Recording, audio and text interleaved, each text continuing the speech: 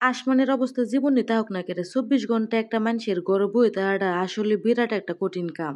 এলাগিয়ে যে ময়না পাখি রইলে এবার রয়ে গেছি আজকা বিন্দাস মোড়ে আমি আর ময়না পাখি ঘুরুম। ঘরের ভিত্তি বইও সারাদিন আয়না দিই এর মেজে রাস্তার বাইরেও যদি আইনে দেহন লাগে তো কেমনটা লাগে কইনছে। আসসালামু আলাইকুম, নাবিলাস মিররে সবাইরে স্বাগতম। আশা করি সবাই অনেক ভালো আছুন। আল্লাহর রহমতে আমি তো সবাইতে অনেক বেশি ভালো আছি। বেশি বালার ছুটি ময়না পাখির লইয়া আইজে গেছিলাম দুধ বাজারও। যারা কথায় কথায় কইন গেরাম ছাড়া অথেন্টিক কোনো জিনিসই শহরে পাওয়া যায় না, এরা আসলে ভুল জানুন। কথায় আছে না, টেহা থাকলে বলে বাঘের চুহ পাওয়ান যা। এই দুনিয়াত ইটি আসলে সবচেয়ে বড় সত্যি, এর উপর আর কোনো সত্যি নাই। আমরা যে জায়গাটাত গেছিলাম এই জায়গাটার নাম ওই দুধ বাজার। এখানে প্রতিদিনই বিভিন্ন খামারিরা দুধ লই আব সকাল ৬টাতে ৮টা পর্যন্ত, আবার বিয়াল ৪টাতে সন্ধ্যা ৬টা পর্যন্ত। মোট কত হইল নগদের দুধ হেরা নগদে বেচালা জায়গার জনপ্রিয়তার উপরে বেচ করে। হেন গেলে আবার সাথে কিছু লই যাওয়ান লাগে না, হেরা ওই দুধের কন্টেনার বেচে। আমার মতে জায়গার দূরত্ব একটু বেশি হওয়ার কারণে একবারে বেশি পরিমাণের দুধ আইনে পরই লাভজনক। এমনিতে আইসক্রিম খাইতে খাইতে আমার ময়না পাখির এই বয়সের ইউনিক বুদ্ধি দেখে আমি অবাক।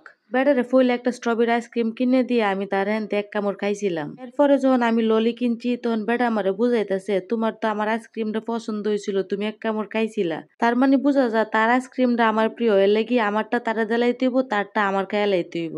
চিন্তা করতেছুন ফুতে তুইটা বুদ্ধিরে মারে ভালোবাসি দিছে, মূল কাহিনী এইটা না। আমার আইসক্রিমটার মধ্যে বরফের পরিমাণটা একটু বেশি আছিল, এর লাগি বেড়া এইটা খাইতে চাইছে। কিন্তু বুদ্ধির কথা ডেবুন দিকে কইছে, নিজের দিকেও ঠিক রাখছে আমার দিকেও ঠিক রাখছে। পানের চুন দিকে নিশ্চয়ই ভাবতেছুন আফার তো যা মুখ চিল্লা বুলবুল হয়ে যাবো গা। আমিও ফইলাই দিয়ে ভাবছিলাম, পরে আসলে এমনটা করছে না। আসলে গলাফন তো চিকেন মোমো খাইয়া আশফাশ লাগতেছিল, এর লাগি ভাবছি একটু ফান খাইয়া লই। সান্নি রাইতে আমরা মাহফুত বউবে গালগপ্প করতেছি। আমরা মাহফুতের বয় তুই আইনের বাইসাপ গেছে আমরা লাগি পিউর আখের রস খুঁজে আনতো। বাইরে গেলেই গরমের মেঝে আখের রস না খাইলে আমার আসলে ফ্যাটের ভাতই হজম না। তার মাঝে আমার ময়না পাখি তো আমার চেয়েও বেশি পাগলা।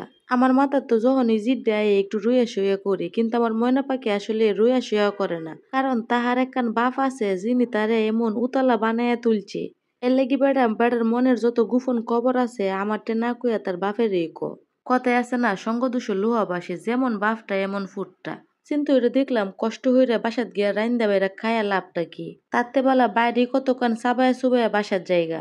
এই ওয়েদারে আসলে আমার রান্দা বাড়া করতে ইচ্ছে করে না। কেউর বাসার যদি আমার দাওয়াত করতে চাইন তাহলে আমার একটু জানাইন যে। চিন্তা করেন না যে খালি হাতে যাইতাম না, জামাই ফুদ ঘর বাড়ি সবকিছু লই যাইম। এমন কামিলা মেহমান আসলে পাইতেন না, আর যে ওই দাওয়াত করবেন তাড়াতাড়ি হরেন যে, এরপরে দেখবেন দাওয়াতের সিরিয়াল ফিরে যাবো গা, পরে কিন্তু আর সময় দিতে পারতাম না।